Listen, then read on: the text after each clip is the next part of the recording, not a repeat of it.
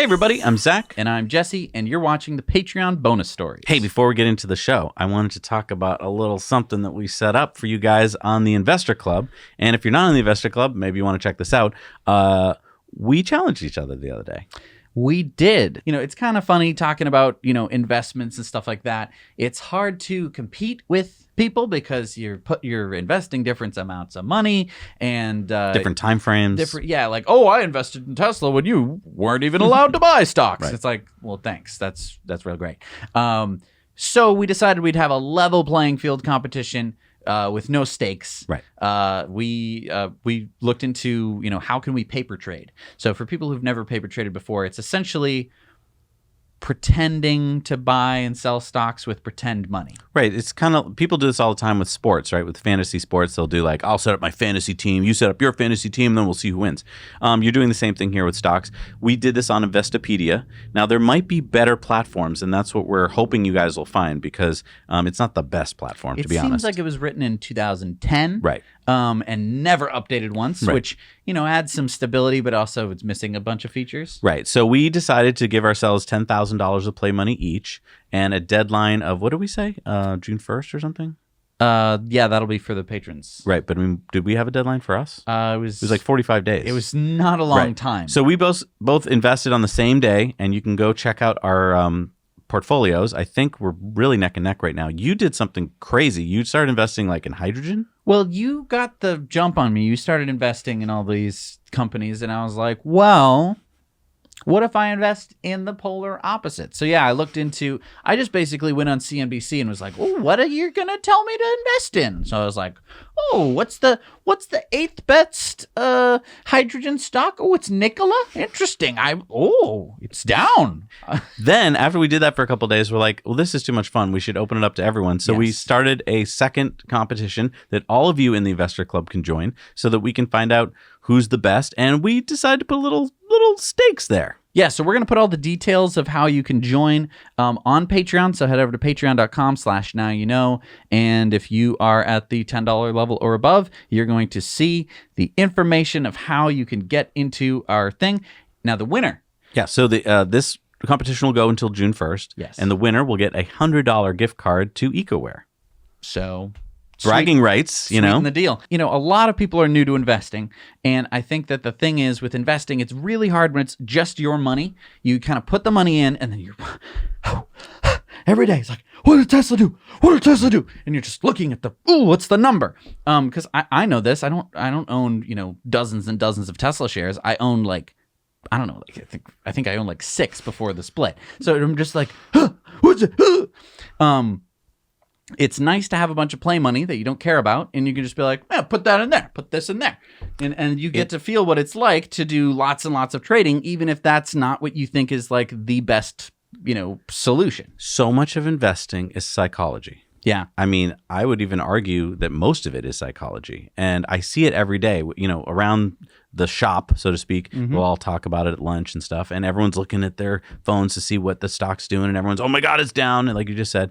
And I've pretty much gotten over that because I've done it for so long. Well, I mean, you were paper trading since you were 11 years old. Yeah. I mean, and that was with paper. I actually had to get the newspaper every day and, look up the stocks I had invested in, do some math on the back of a napkin and figure out what my portfolio was. And I did that because my boss at the time, who was into stocks, I said, hey, I want to do this. This looks fun. And he's like, well, slow down there, bucko. Paper trade. Right. And I did. And I lost a lot of paper money. Because I didn't know what I was doing. And that's great. That's what you should do. And that's kind of what we want you to do with this competition is there's a lot of you out there who aren't really going to have, say, 10,000 or 100,000 to invest. And so it's good to feel what that would feel like if you invested that much money. Second day we did it. We were down like $300. And I can imagine a lot of people, if they had just invested $10,000 of their own hard-earned money and were down $300, they'd just freak out. They're just like, sell, I don't know. Right. This is awful. And we see and we hear of a lot of people who do that kind of thing. And I think that what paper trading allows you to do is to build up a little bit of a callousness to the volatilities in the market and to not get drawn into like, oh no, oh, it went down. I gotta sell quick.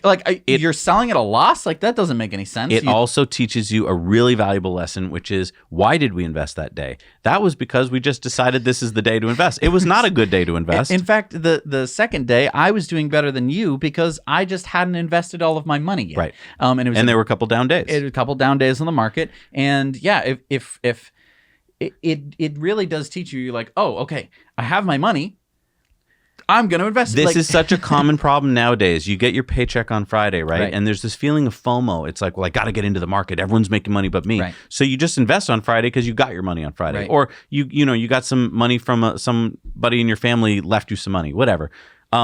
That is not what you should do. It's like, I say a lot of times, it's like a batter at the plate waiting for a pitch. You don't just get up at the plate and swing at the first pitch. You wait till you understand what the pitcher's doing, what's going on. So that's great, because now you can have this money sitting there and you can feel that FOMO, and you can be like, everyone else in the competition must be making more than me. Should I invest today? And you can make some mistakes. Right.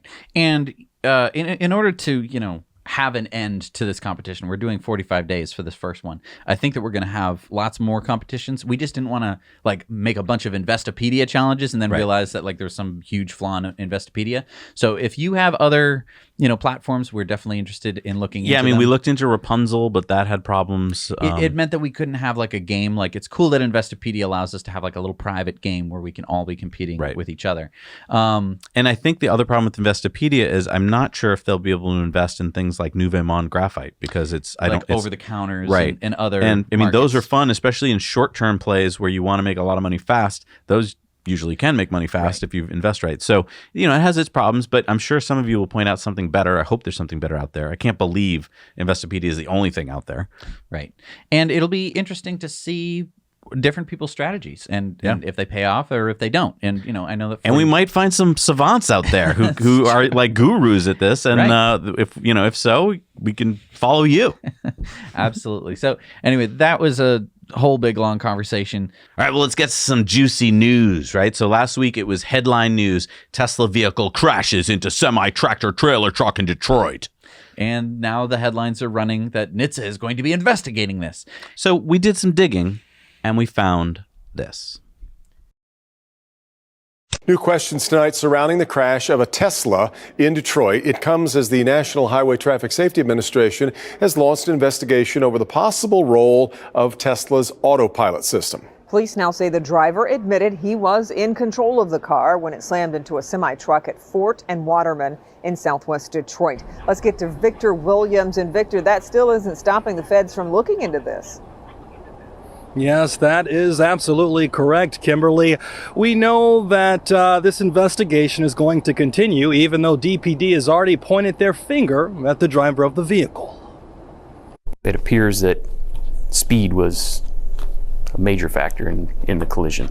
Assistant Chief David LaValle talking to Local 4 about last Thursday's collision between a Tesla and tractor trailer that happened in southwest Detroit, leaving a 21-year-old female passenger in critical condition.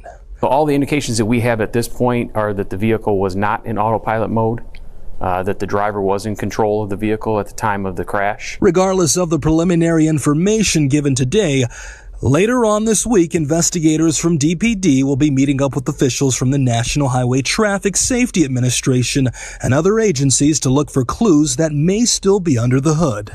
Individuals from that agency, along with the officer in charge of the case here in Detroit and the Michigan State Police, are going to be removing a black box and an SD card from that Tesla. DPD couldn't comment on just what exactly those cards entailed, although the mangled vehicle is still in their possession. We believe that once we look at that black box and download that information, along with the information that's on the SD card, we'll be able to determine for sure whether or not the vehicle was in autopilot mode or not. It's all a part of a wider investigation made on behalf of the NHTSA to determine if there's any connection to 2 Florida accidents involving Teslas that happened as well. My understanding, there are a few other crashes involving Tesla vehicles in other parts of the country. Only those crashes were fatal and the self-driving feature was being used.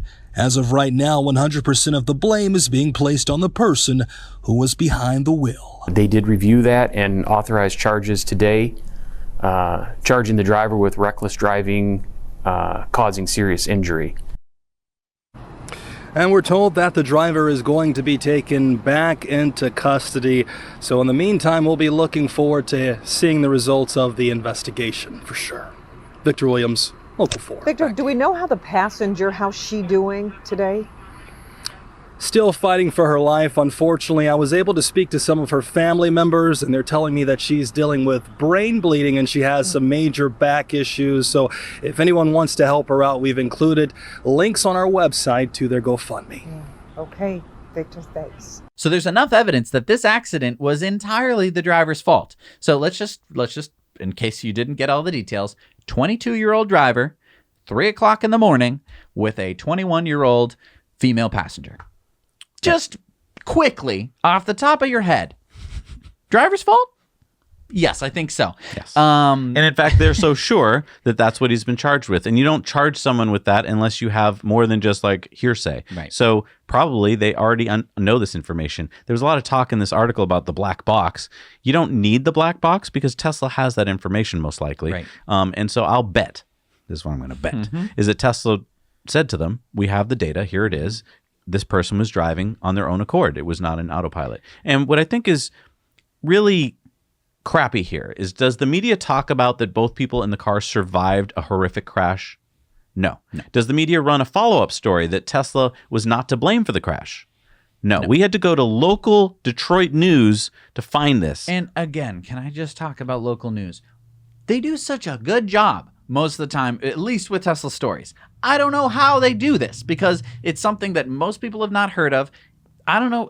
Kudos to the local reporters who get all the information, compile it, and tell us, because there have been so many, national news stories or stories that nobody hears about that are covered by their local news, and they cover it pretty well. Can I talk about local news? Yeah. They're an affiliate of a bigger station. I don't remember if this was ABC or NBC or whatever, but they're an affiliate, and that means that the affiliate can pass on the story up the chain to the big national. Did the national news decide to pick up the story?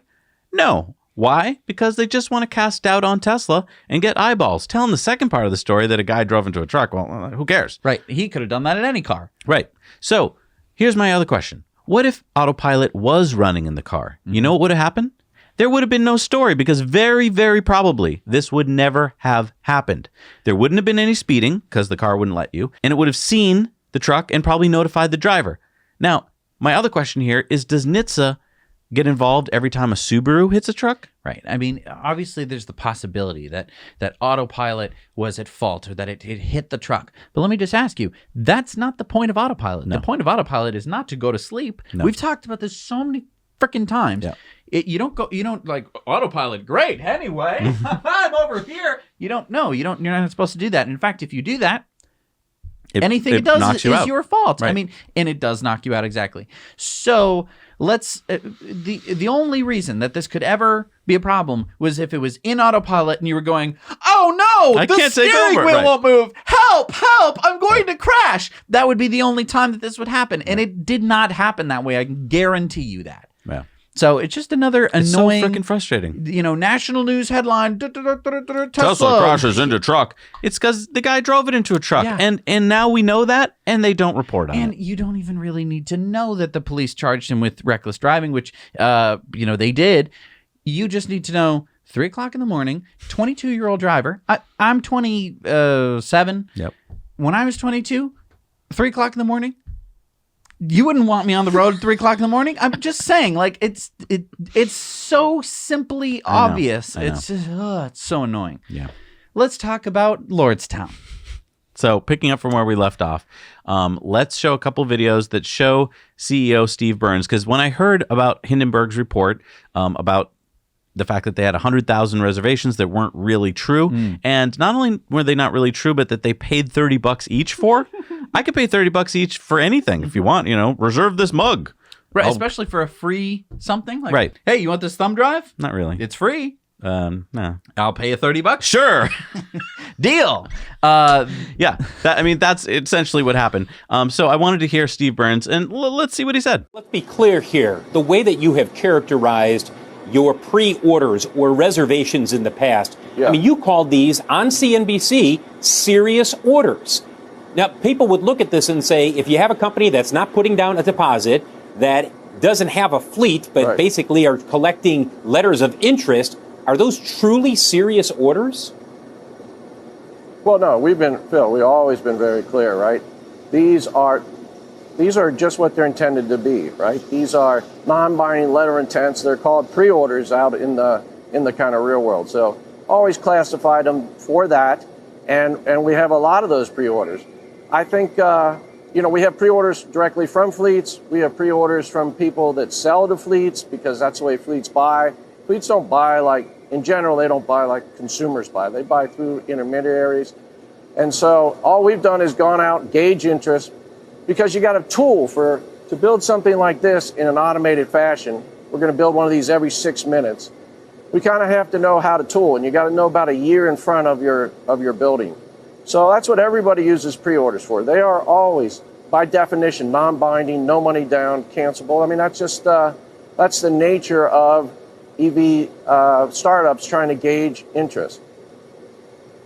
I understand that, Steve, but some people would look at this and say, look, you were far more aggressive in characterizing those pre-orders as true commitments, that you have company XYZ that has said, yeah, sign us up for 5,000 or 6,000. Do you regret the way you characterize those reservations? Well, Phil, all I can, I don't want to get into the specifics. All I can tell you is demand is robust.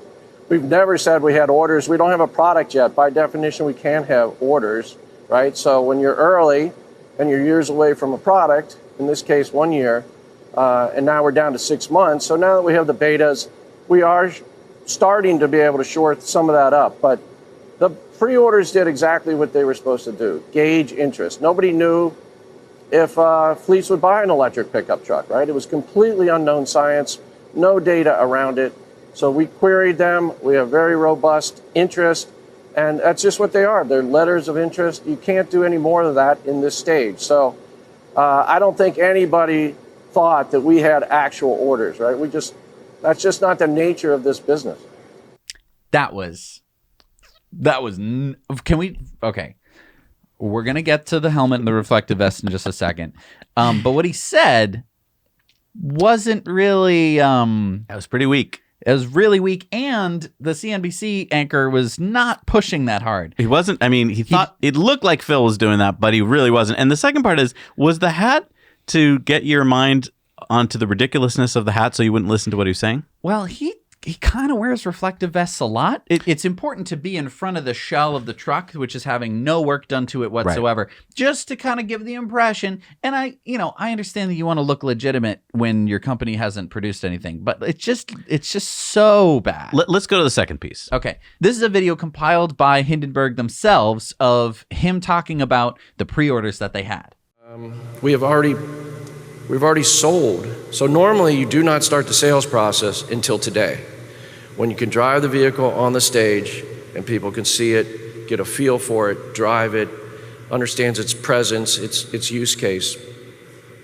But we didn't have that luxury. We had to know a little early, before we bought this or before we got too deep into this, would fleets buy an electric pickup truck from a new unknown startup OEM, right? So we started pre-selling. And I think we have our whole year, our first year of production already pre-sold. We got 27,000 orders. We got customers really, really wanting the truck. Well, we sell to commercial fleets. That's our first customer. And like you said, we've already got 50,000 pre-orders. And it seems as if some of these orders, the 50,000, are from Solid, a Duke Energy, a First Energy. These people are not going to be walking away. They are committed. Right. Yeah. All of them, when you order, I think our average order size is about 500 trucks at a time. And, as most of them are signed by the CEOs of these large firms. And, bringing in 500 electric vehicles into your fleet's not trivial. So you got to plan all the charging and everything. So it's very serious orders. Well, it's been absolutely crazy just following along, in all honesty. So I remember I think the first number we had from you guys was when the initial investor presentation came out, was something around like 28,000. And then I remember it just kept going up and up and up, and it was immense. Yeah, it's and again, all those numbers are just commercial fleets. Yeah, That doesn't count, a municipality, state vehicles, federal vehicles, military vehicles. All those folks use a lot of pickup trucks, and most of them use them in a local, fashion. Yeah. So the range is perfect for them. So they can't do pre-orders, just, they're government entities. Okay. So that 100,000 that we've announced doesn't even count all that. And we have pre-sold 100,000 of these to various fleets across America. So really a big appetite. You've got a fleet that's been using it. So that's really important to see, because Steve made it sound like, I never said that the orders were a big deal. You kind of did. Right. He mentioned them kind of a lot. Also, I really don't like in the CNBC clip where he's like, everybody does it this way. No. You know what the key part is that they don't do? Most legit companies have the customer pay a certain amount of money, $100 or $1,000, to reserve. It's refundable usually. But why do they do that? To make it so that you're serious. So when we put money down on the Rivian, let's say for $1,000, I'm not going to just lightly do that. That's $1,000, and I know I can get it back. But that's $1,000. Well, and the same thing with the Cybertruck. Right. You're putting That's down $100. $100. So that way, if I go to Tesla and I'm like, hey, I want to reserve a bajillion trucks, they can't just be like, oh, cool. So how many zeros was that? Oh, 9. Cool. Thank you. They have to say, okay, and hand me a check hand me the check for whatever. You go like, right. Oh, wait, so maybe not bajillion, maybe 6. I thought I was getting paid $30 for each of these. It's like, yeah. Right. I don't know. I mean, this is a tough one for me because I want to be excited about the truck. They would be the first electric truck out, is what they say. Although, I don't think that's true anymore because I think we're getting our Rivian in June, and he said they're not going to start until September. So I think you can't say first anymore, dude. But whatever. Still excited that it's an electric truck. But then I'm worried because of that whole fire thing. So I understand fires happen when you're testing. About the fire, I'll be but honest. here's what worries me about the fire. If you had a truck that you were testing, you wouldn't let it off your plant grounds until you're pretty sure it wouldn't catch on fire. Well, and also here's the other thing. Rivian has been testing their truck for years and years. Like when the Long Way Up came out, that came out like 2 years after they filmed it. So they had Rivians in, driving up South America, which honestly, at the time I was like, well, I don't know. They're probably pre-production or whatever, but they actually did it. Yeah. And they've been in all sorts of other challenges too. They've been doing, and I know that it's all marketing stuff, but at least it's there driving through the thing when the Lordstown truck does catch on fire when it's just on the road for 10 minutes. Like, that's not great. No, it's not great. I'm willing to overlook that with Lordstown. Really? I know that I probably shouldn't. I'm willing to overlook that. There's a lot of red flags that here, they plug something in backwards. A lot of red flags. A lot of red flags. There's enough red flags that I don't have to hold the truck catching on fire against them. My question about Hindenburg is like, what's their motive? They're short selling. I know that they're short selling. We know their motive, and that's that means that they're not unbiased here. Right. What I'm worried about is that they seem to be focusing on only EV startups, but they haven't. I mean, 3 out of 3, they haven't picked on any that are legit yet. That we know are legit. Like they haven't picked on Tesla. For instance. And like when they picked on Candy, for instance, it wasn't as damning as either Lordstown or Nikola. What I like is they give their background for where they come up with things. So when they say, all these fake orders are placed, they actually give examples. And then they call up those companies and they get interviews with them where they say, dude, how many people in your how many employees do you have? 2. How could you buy 80,000 trucks? We can't. Right. No, I mean, they do a good job with very detailed reporting. I'm just, And I just want to disclaim here, we are stockholders in Lordstown. And you might be saying, like, why are you? It was because I was excited. It's a very tiny stake. And I wanted to, follow the company closer. And if I'm invested in a company, I do tend to follow it closer. Was it a mistake? Probably. I mean, we'll know more as we get closer to the September deadlines and so forth. But honestly, I do have a reservation on Endurance. I paid $100 for that reservation. I would like to get one to show it to you guys because maybe it'll be great. I mean, maybe they'll have figured everything out. Right. So, I mean, that's where I'm a little hesitant with Hindenburg because Nikola, yes, that's a home run swing. If it weren't for Hindenburg, would we still know about this, though? My worry, though, is that each of these reports is degrading the confidence of EV startups. Now, that's not Hindenburg's fault at all, right? Okay, when you throw all this money into a sector, I don't care what sector it is, you're going to throw a lot of money into bad companies. And that's true. We don't want a whole bunch of bad companies out there. And in fact, that's why we're called Tesla Time News. We like Tesla, and there can be other companies, sure. But so far, what company has delivered like this? That's true. And we're excited about Rivian because, look, they're following the Tesla playbook, like almost page by page. Pretty much to the T. And yeah, I think that of the EV startups, that's probably the one that I'm most confident is going to, explode onto the market, depending on the production. But I'm just worried because if we want to grow the EV sector, yeah, you're gonna have to get a bunch of Nikolas. Like, is that true? Do you think that you're going to need to have a bunch of companies that go bust in order to get the Teslas of the world? Anytime there's a gold rush or an oil rush, you attract a lot of do-gooders, but you attract a lot of people who are just in it for the quick buck, and that's what's going to happen. But I mean, do you think that how do we transition to renewable energy as quickly as possible? Like, do you think that I'm just worried that Hindenburg is going to lead to people? No, I actually think they're doing a service. I think that short selling, we've been down on short sellers on the show for the longest time because it's been done to such an extreme, and because it's really been just on Tesla by the oil companies, so they just keep pouring money into short selling. Short selling does have a place, though, and that's why it's legal to do. You guys can buy options and short things, because there's plenty of times when something is just a lie, and we shouldn't allow it in the market. That capital should not be allocated there. So this is a quick way to get that capital, get that company out of the way, so we move on to good companies. Now, I'm not saying that about Lordstown. We don't know yet, but it is not very cool, in my opinion, to spend money to get those reservations. It's one thing to have some marketing and he said we did this because we want to see the demand was. Okay, well then do it legitimately. Reach out to a company and say, if we had this truck for this price, would you be interested?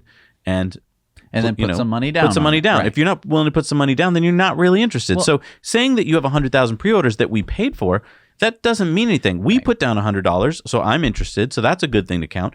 Count the people who put down the money. Right. I'm just... This implies to me that instead of 100,000 pre-orders, they probably have 4,000 or 6,000.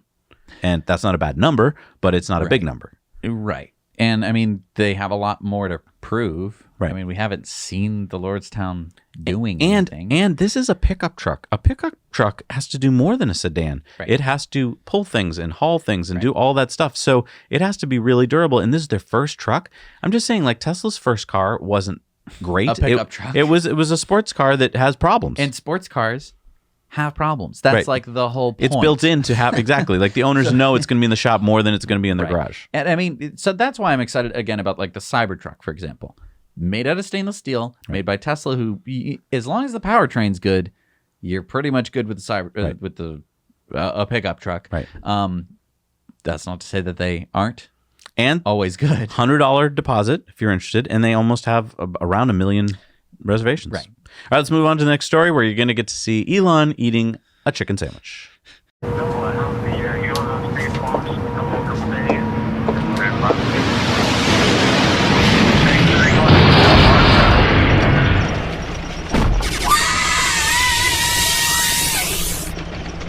Well. Welcome to my talk show.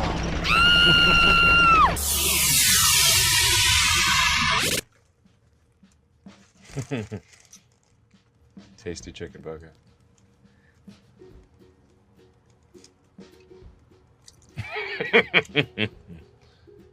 Sure. You may be a billionaire, entrepreneur, inventor, man extraordinaire. You're not getting any of my chicken burger. All right, no problem. I can do without the chicken burger. It's so good. You may be the first billionaire that has ever been in the back of a van before. So as you know, this van has some very special, peculiar qualities. Where you want to go, anywhere in the universe. Mars.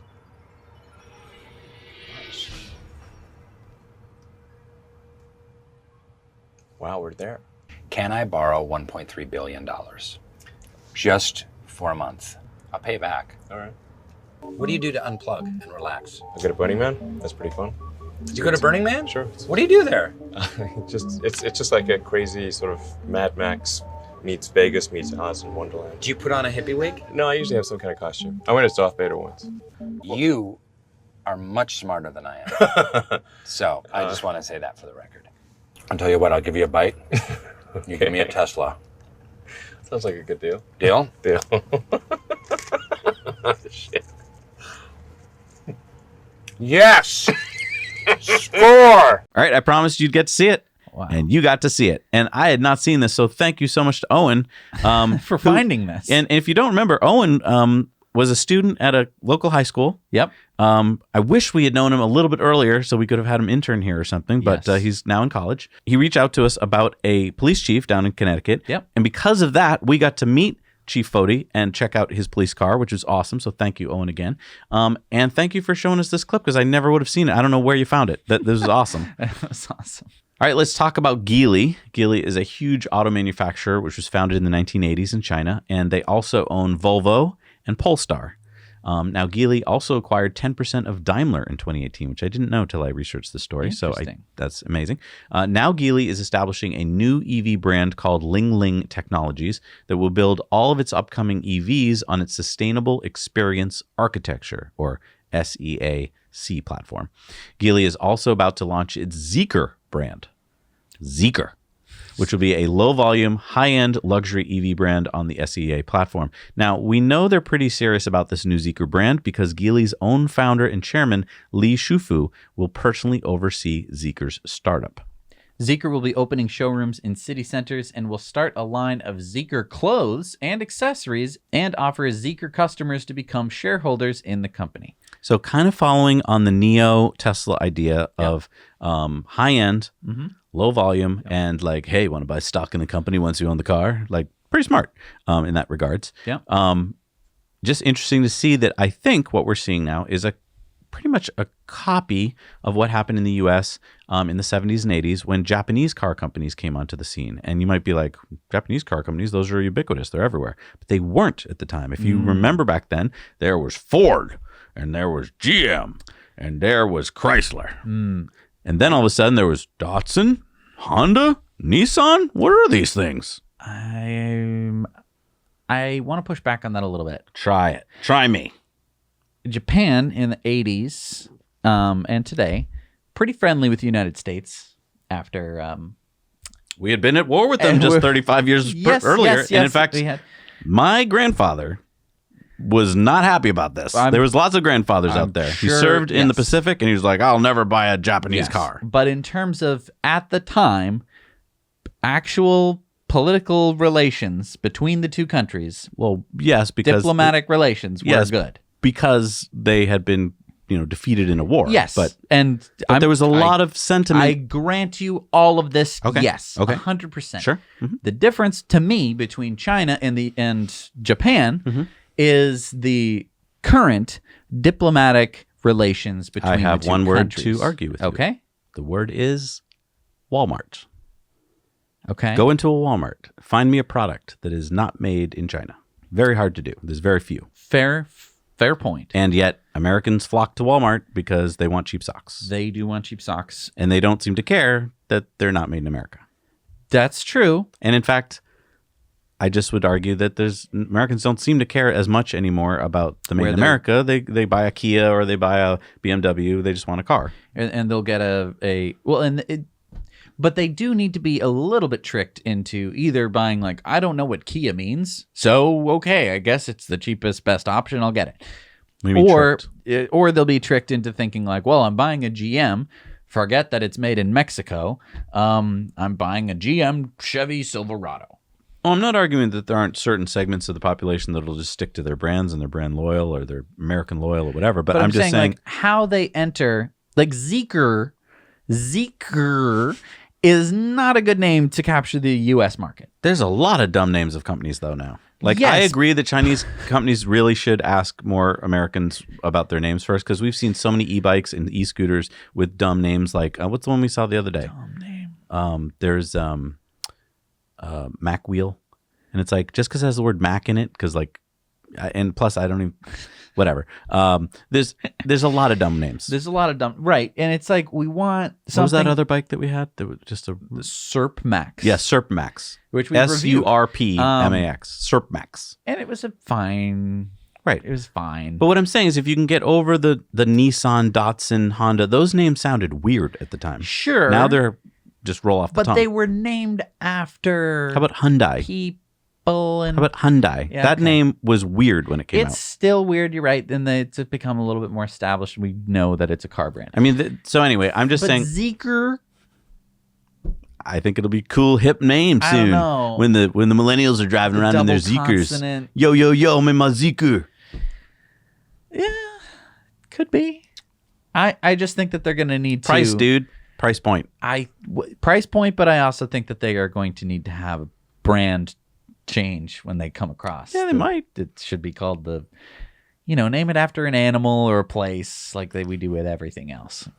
The Avalanche, Okay. There's some pretty dumb American name. I mean, the Yeah. Ford Escape. Yeah. You want to name your car after Escape? Yeah. What are you Totally. escaping from? Yeah, exactly. No, your life, exactly. But I get that. But it's a nice English word that we go. It's an English word, and you don't even think about it. Interesting. I don't think that matters anymore. But I mean, I think if they come out with the Zeekr, some other dumb name that you're going to be like, ugh. I mean, I'm sorry. The Model Y, the Model. That's a model. We're Model T, dude. Like cars, model thing. Thank you. I'm ready for that. We're okay, but that hasn't happened in like 100 years. Doesn't matter. We all learned about the Model T in school, so we're sitting there at the plate, ready to swing on that thing. All right, check out this next story. Okay. We all talk all the time on the show about how antiquated the power utilities in this country are, but I don't think we quite understand what that means. So to give you a little more insight into what we mean by antiquated, I thought I'd ask you, how do you think two major power utilities in the U.S. currently buy and sell power? So imagine this. You are, I don't know, say Georgia Power Company, and you're projecting that you're going to have some excess power to sell this evening. Okay, so you're... whatever data is coming up saying that you're going to have excess power, how would you go about selling that power to, say, Alabama Power Company? I'm guessing that there's some kind of, probably antiquated computer program that was written back in the 80s or something that would, see the prediction, and then it would send something to the other computer, and maybe the other computer would go, and it would send something back, and then they would, but this would all happen in like a couple seconds, and then that would be all set and... All right, well, that sounds logical, but what if I told you this is how they do it? Ring, ring, ring, ring. Hello? Hello. Are you the Alabama Power Company? Yes, we are. How can we help you today? I'd like to sell you some power this evening. What? I have some excess power we're going to be making around 6 o'clock. I could sell it to you for like 12 cents a kilowatt hour. How about 600 megawatts at 12 cents a kilowatt hour tonight at 6? What do you think? You good? You good with that? Is this how we buy and sell power? Yeah, dude, we've been doing this every day. Don't you remember me? I call you every day. We do it this way. I'm sorry. I'm new, I guess. Oh, yeah. This is how we do it. You call me on the phone and you sell me power through the phone. How do you want to do it? Don't we have a computer system? Well, are you kidding me? No way. Yeah. No way. Yeah. No. I didn't know that was true either. Take your antiquated phone system. They call them on the phone. They call them on the phone. No. Now, the reason we're hearing about this is that a number of power utilities from the Southeast U.S. want to form the Southeast Energy Exchange Market, or SEAM, and they want FERC, which is the Federal Energy Regulation Commission, to allow them to trade with a computer network.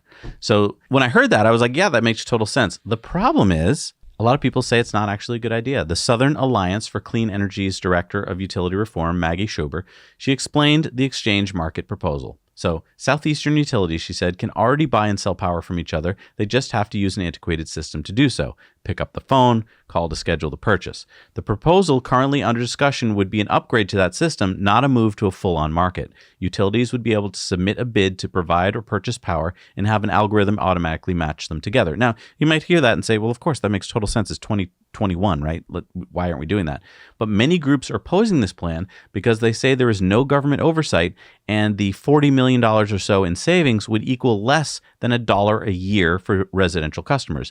And this is the important part. They say that this new SEAM system would impede clean energy because small operators couldn't participate. So, for instance, if you were a small solar farm, you would not be on the system, and so you'd be locked out of any of this buying and selling going on because the big power companies want to keep that to themselves.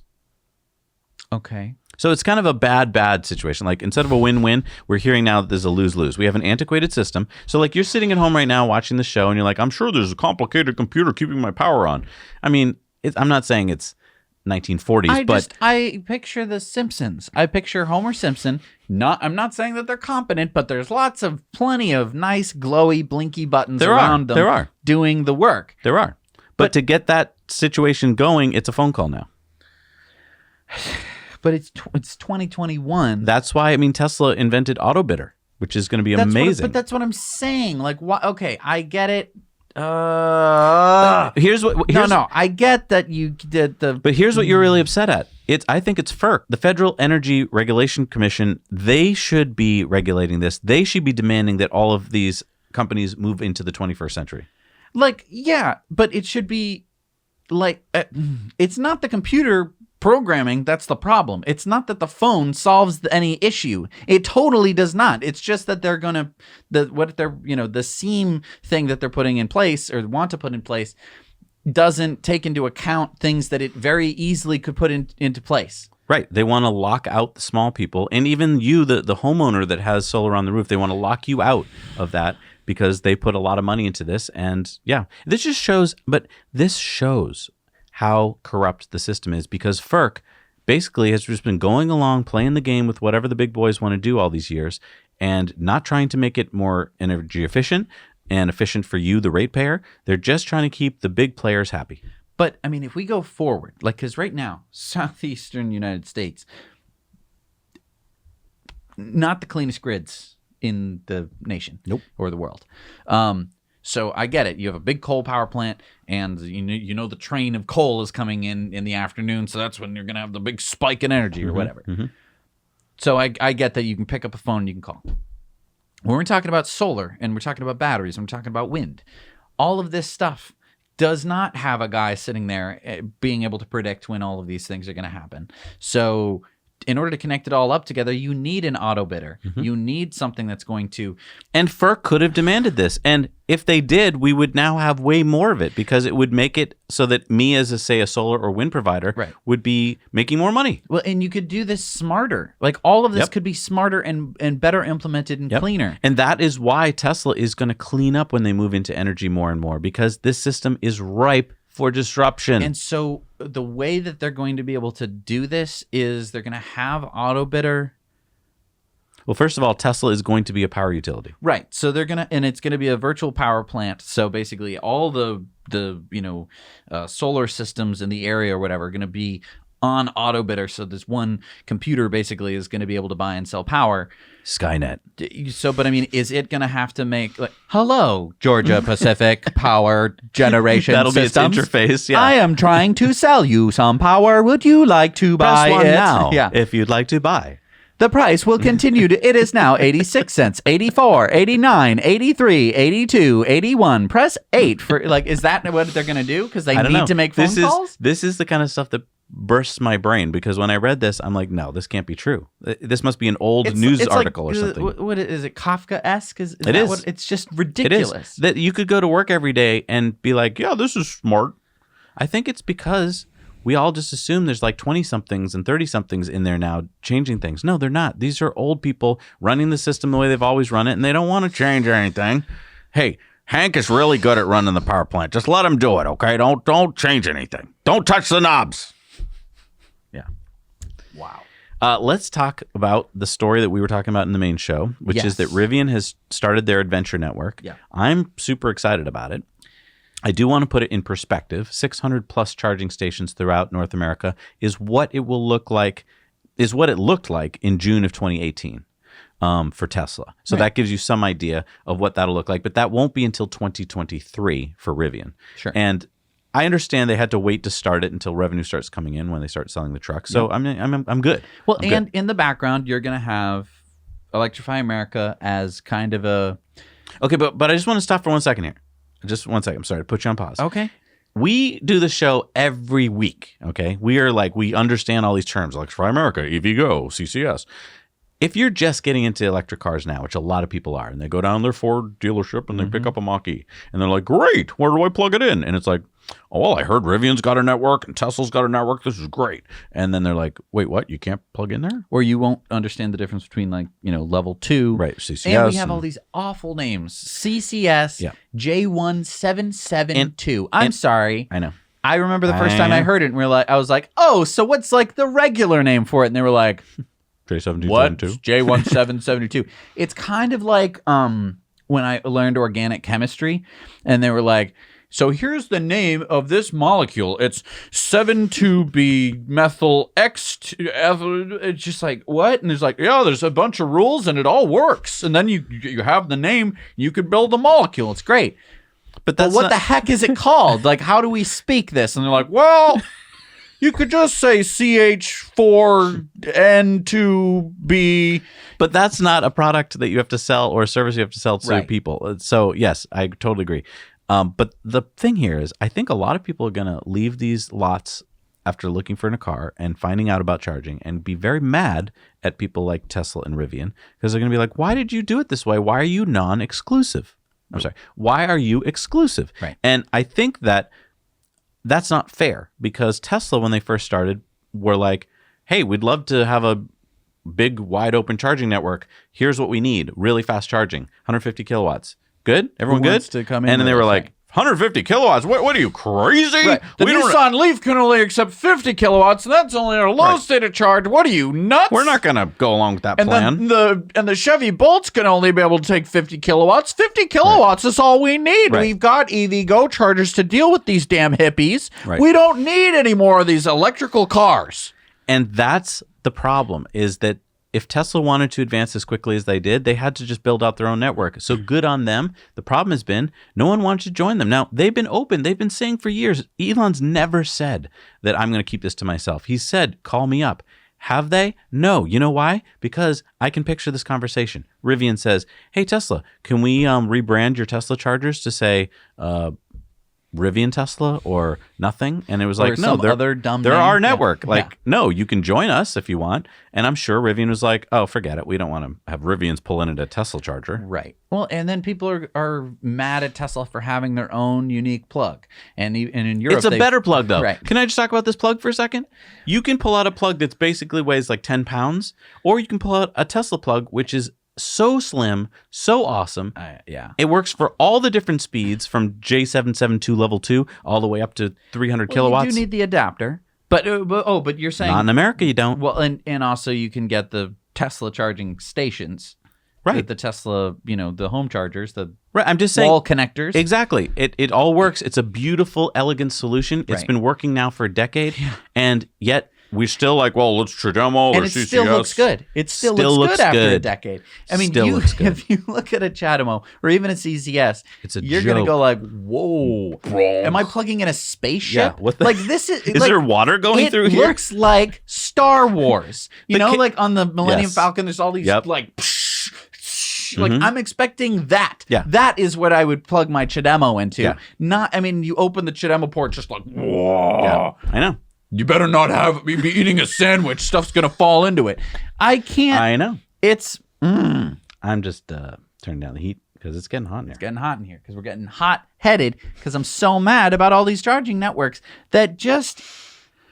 So then we have Electrify America, which came about because VW did Dieselgate. The U.S. government said, you need to pay us money because you're awful people for poisoning people and killing them. Right. And so then you have to make this network. And they did what any traditional automaker would do. They went out and just said, who makes chargers, I guess. Yeah. I don't care. We don't care if they work. Yeah. We're blast. Build them. Build a network that works. You there, you're hired. You're going to build me a network that, here's the budget. Do you know, only if you charge at these networks all the time do you know, but they break all the time. Right. I remember before Electrify America, there was EVgo. And it was like, great, 50 kilowatt stations with 2 plugs, 2 stalls. And it's like, if they were broken, you're screwed. Like they usually had like a I'm sorry J172 plug, right, where if you were like really stranded, you could park there for 3 hours and get enough range to get home. But it was not the kind of network where you're like, where are we going today, honey? Never you would say that. So I just want to fast forward a little bit here and conjecture. I think Rivian's done a very smart thing, just like Tesla. Yep. And I think if we fast forward down the road to say 2025, this is putting Rivian in a really strong position along with Tesla. Yep. And I think it really weakens the other guys because you go out and you buy a Ford Mach-E or you buy a Chevy Bolt. You start to experience what charging is like on those other networks. You realize that there's problems, right? And then you start to think of your next car. And you hear that there's no problems with Rivians and Teslas because their networks are awesome. So then you don't buy a Ford or a Chevy next time. And I think that's what's going to happen because Ford and Chevy are like, we don't want to be involved in that part of the equation. That sounds complicated. And if you don't want to be part of that, fine. But you're going to suffer the consequences because you have to have an excellent charging network. Second piece of this, there's money to be made having those charging points. Why? Where do you go now for gas? You go someplace and you get something at a convenience store. You get a sandwich. You get a drink of water. There's money to be made there. No one has taken advantage of this. Nobody. Even Tesla has not taken advantage of this. The most you see at a Tesla charger is occasionally a flyer up that says, hey, that restaurant right there, 20% off if you're a Tesla owner. And that's, if that fell in that particular restaurant's lap, right? They didn't plan on it. They didn't, they didn't do any work. Tesla did all the work. They just kind of rented out some spaces in their parking lot. If there was a company that said, here's our business model, we are going to make, and I know that there are places like this, but they are very few and far between. There's that forecourt charging station in the UK, and it had a whole bunch of shops and a whole bunch of things, and you could, pedal a stationary bicycle to charge your vehicle. Very cool, fun stuff. We need that would That's what we be the model. If it was a little supermarket, again, we talked about the Whole Foods chargers. I think Rivian, I don't want to toot our own horn here, but every time we've talked about this with Rivian lately, they've answered a day later. So I feel like they're watching our videos. I don't know. I feel like Rivian, because they've come up with these personal concierge people, we haven't reported on this because it's not that big a story, but Rivian basically is now going to have, someone I can call up. Hello, Sherry. I think that's really smart. It's a high-end car. It really sets them apart from Tesla, where it's like, hello, Tesla, can someone help me, please? If they do the same thing with their network, where they call up, different real estate developers and stuff and say, hey, look, we could put our Rivian there. We could put our Rivian network there. Let's work with you, hotel. Let's work with you, restaurant. They could have some awesome co-branded networks going on. Right. And you just pick anything.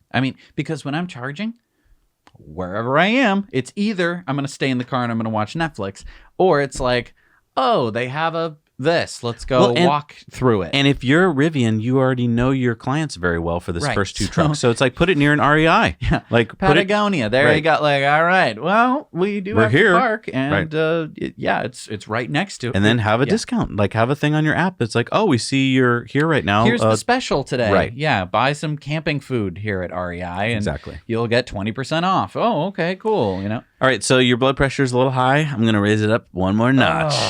Here we go. No. So in New Mexico, oil and gas industries there have provided $1.37 billion for education in last year. So 1 year, okay. over $1 billion. Can you put it in perspective. That's a third of the state's education budget. Okay. Wow. And everyone in New Mexico is always like, yeah, we got to be really nice to oil and gas industry because they basically pay for a lot of our schools and roads and things like that. And every time you try and do something against them, they're like, oh, you want us to take that away? What I want to point out about New Mexico is that almost all this land we're talking about where these oil and gas rigs are set up is public land, federal or state land. And so when Joe Biden recently said, we're not going to allow any new rigs to go on those parcels, everyone got really upset in the oil and gas industry because they're like, whoa, you want us to lose money? So that means you don't want the money, New Mexico? And so they've had this relationship like this for decades where it's kind of like, I don't know, the mob, where it's like, well, you don't want protection for your restaurant anymore? You want to just go on your own? Okay, I think you should try that. Yeah.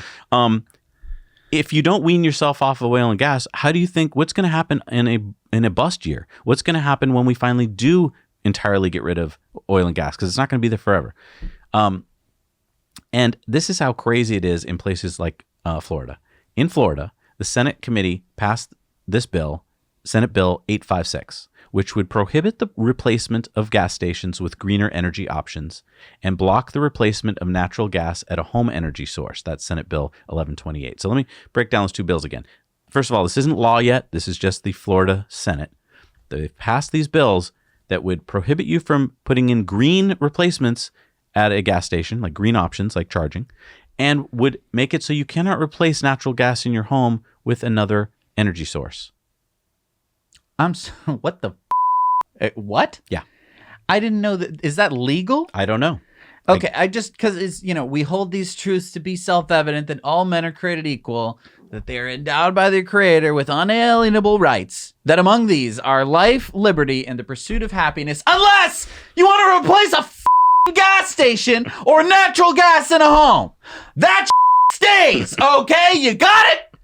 No, you want to put in something other than natural gas in your house? You! Furthermore, that whenever a form of government becomes destructive to these ends, it's the right of the people to alter or abolish it. I don't remember that part of the Constitution. You don't remember that part where they're like, hey, you know about like natural gas in your house? You can't change it. That's the law. What amendment was that? No, that was right in the Independence Declaration of Independence. You don't remember that part? I don't remember them having natural gas back then. Oh my God. How can you pass a bill? It's like, you can't change something. Yeah. Whoa. Yeah. To the clearly better version, to the thing that won't cause irreparable damage to the environment. Can't you just unpass that law? Well, it's not a law yet. Well, let's say it passes. Let's say it passes. Well, Can't yeah, you just go, sure. hey, you know that stupid law? We vote to repeal it. Yes.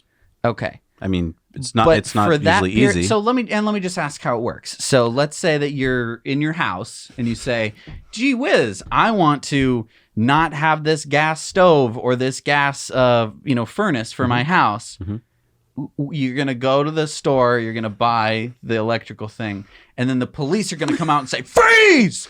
You're trying to change? Oh, what kind of stove do you have in your house? And you're going to go, oh, it's a gas stove, and put that thing down.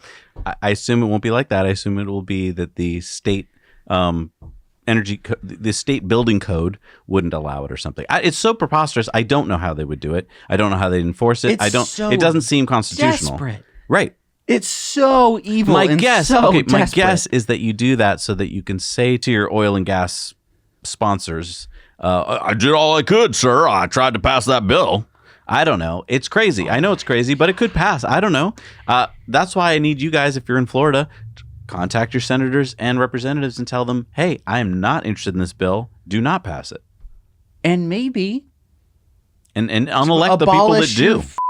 Government. I mean, it's right in the thing that we should abolish things that aren't the Constitution.